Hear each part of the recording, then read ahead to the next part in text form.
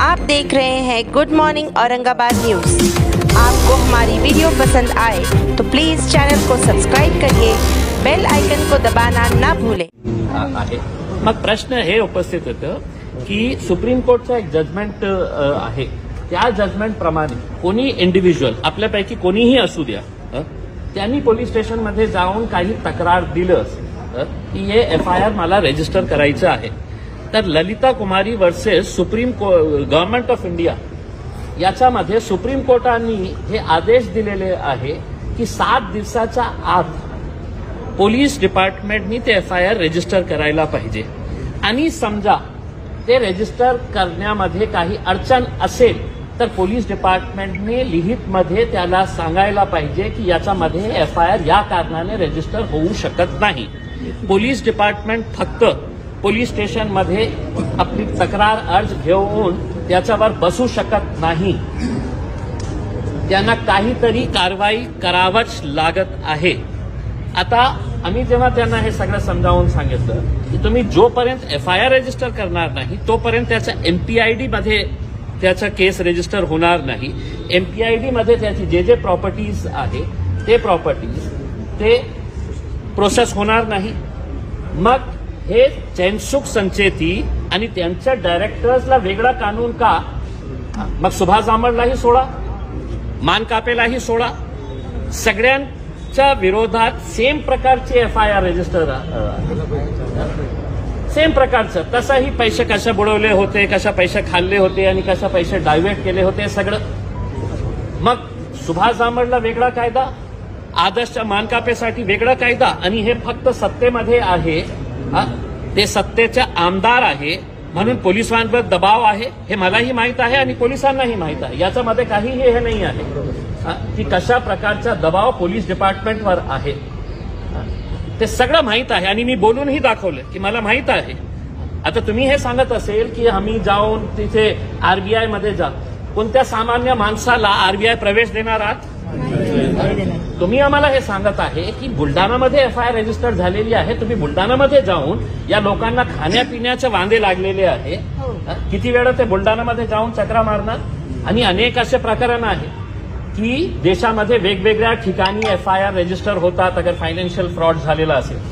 मग ते निर्णय घेतात की इतके 100 FIRs वेगवेगळ्या शहरामध्ये रजिस्टर झालेले आहे, केस क्राईम एकच आहे, तर ते क्लब करता येईल। आम्ही विनंती केली पोलीस कमिशनर साहेबांना की तुम्ही FIR रजिस्टर करा आणि पाठवून द्या बुलढाणाला, आम्ही बुलढाणाला जाऊन आम्ही त्याचा पाठपुरावा करतो। मग जेव्हा FIRच रजिस्टर होत नाही, मग तुम्ही समजून घ्या की कशा प्रकारचा प्रेशर पोलीस डिपार्टमेंटवर आहे। मग आपल्या हातात काय आहे?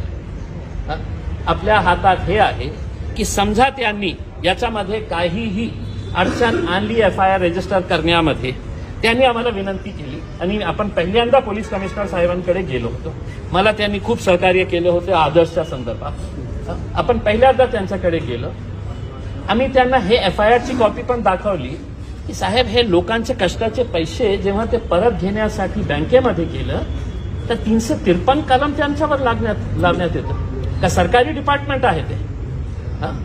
सरकारी डिपार्टमेंट आहे का? प्रायव्हेट बँक आहे? कंप्लेंट करायला पाहिजे होती तर पोलीस डिपार्टमेंटचे सरकारी कर्मचारी आहे की इथे त्यांनी गोंधळ घातलेले आहे, पण सरकारी ऑफिस नसताना सिटीच्या पोलिसांनी कोणत्या आधारावर 353 दाखल केलेले आहेत? म्हणजे याचा अर्थ हे आहे की तुम्ही कसल्याही प्रकारचं आंदोलन करू नका, कसल्याही प्रकारचा विरोध करू नका, नाहीतर तुमच्यावर असा केसेस लादणार आहेत। म्हणून तर तुमचे इतके मोठे ठेवीदार आहे, आज लोक पुढे यायला तयार का नाही आहे? त्यांना काय त्याच्यामध्ये दिसतं की नाही इम्तियाज जलील कशाला जायचं? मग तुम्ही या पुढे, मी तुमच्या मागे राहतो। दुसरे जे लोक आहे, लोकप्रतिनिधी आपल्या सगळ्यामध्ये किती आहे, त्या सगळ्यांना हे लोक दिसत नाही आहेत की एकदा त्यांच्या बाबतीत तुम्ही या, मी तुमच्या मागे राहतो। पण हेही नाही करायचं कारण तुमचा फक्त सत्ताधारी खूप मोठा पैसेवाला माणूस आहे ते चैनसुख संचेती, मग पैसे देणार नाही असेल तर आम्ही पोलीस कमिशनरांना सांगितलं की साहेब ठीक आहे, आम्ही पहिल्यांदा तुमच्याकडे आले।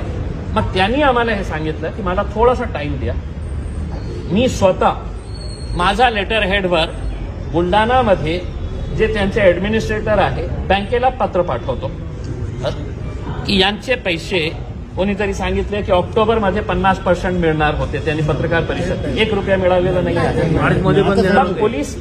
आपण पोलीस कमिशनरांना आपण एक 4 दिवसाचा टाइम देऊ की तुम्ही पत्र जे पाठवणार आहे त्याचं प्रत आम्हालाही द्या. त्याचा पाठपुरावा मी स्वतः आणि आपण सगळं एकदा बुलढाण्याला जाऊन येऊ, मलकापूरला बघू किती मोठे मोठे लोक आहेत तिथे. गोरगरिबांपेक्षा कोणीही मोठं नाही आहे. हे देश गोरगरिबांमुळे चालतं. असे तेनसुख संचेती सारखे आणि पोलीस डिपार्टमेंटमध्ये असे लोक खूप कमी आहेत. आपण आपली ताकद दाखवली. आणि एक दुसरा सगळ्यात मोठा आपल्याकडे जे हत्यार आहे, आता सगळ्या ठेवीदारांनी उद्याच्या उद्या आपल्या जे पोलीस स्टेशन्स आहे त्या पोलीस स्टेशनमध्ये जाऊन आपल्या स्वतःची तक्रार नोंदवा. काय तक्रार की मी इतके पैसे जमा केले होते, या बँकेमध्ये जमा केले होते आणि मला पैसा ते मिळत नाही, ते बँक मला हे नाही, त्या बाबतीत तुम्ही FIR रजिस्टर करा. फक्त तुम्हाला ते करणार नाही, फक्त तुम्ही हे करा. उद्या का म्हणतो मी की 4 दिवस पोलीस कमिशनरला आपण देऊ पत्र लिहिण्यासाठी. आणि हे ललिता कुमारीचा जे केस आहे ज्याच्यामध्ये सुप्रीम कोर्टाने सांगितलेले आहे की 7 दिवसाच्या आतमध्ये पोलिसांनी आपल्या तक्रारच्या बाबतीत FIR रजिस्टर करायला पाहिजे.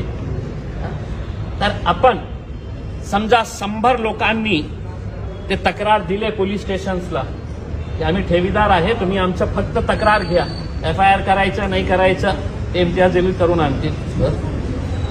तर हे तक्रार तुम्ही दिली सगळ्यांनी, तर आपल्याकडे ते सगळं तक्रार आपण घेऊन मी सुप्रीम कोर्टाचा एक मोठा लॉयर लावू. आपण सुप्रीम कोर्टाचा लॉयर लावून आपण सुप्रीम कोर्टामध्ये जाऊ की साहेब तुमचा Lalita Kumari versus government of महाराष्ट्राचं जे जजमेंट आहे, 100 पानाचं जे जजमेंट आहे, त्या जजमेंटप्रमाणे हे पोलीस इकडची FIR रजिस्टर करत नाही करते. मग बघा ते कशा FIR रजिस्टर करते. तर आपण इतकं 2 वर्ष थांबलेले आहे.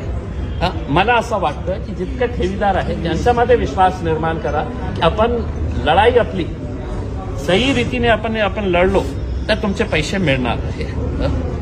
200 ठेवीदार आहे आणि फक्त 50 लोकांना हे सांगण्यात येईल की नाही तुम्ही जाओ तुम लढो करके उसके अंदर. तर पैसे जेव्हा मिळतील आम्ही हे मागणी करू की जे लोक आंदोलन करत आहे, जे लोक पोलीस कमिशनरमध्ये येत आहे, जे लोक जेव्हा आपल्याला आंदोलन करायची वेळ येणार आहे तर त्यावेळी सुद्धा पैसे जेव्हा मिळतील तर हेच लोकांना पहिले मिळतील. तुम्ही घरात बसा. आणि दुसरा तुमची तयारी ठेवा.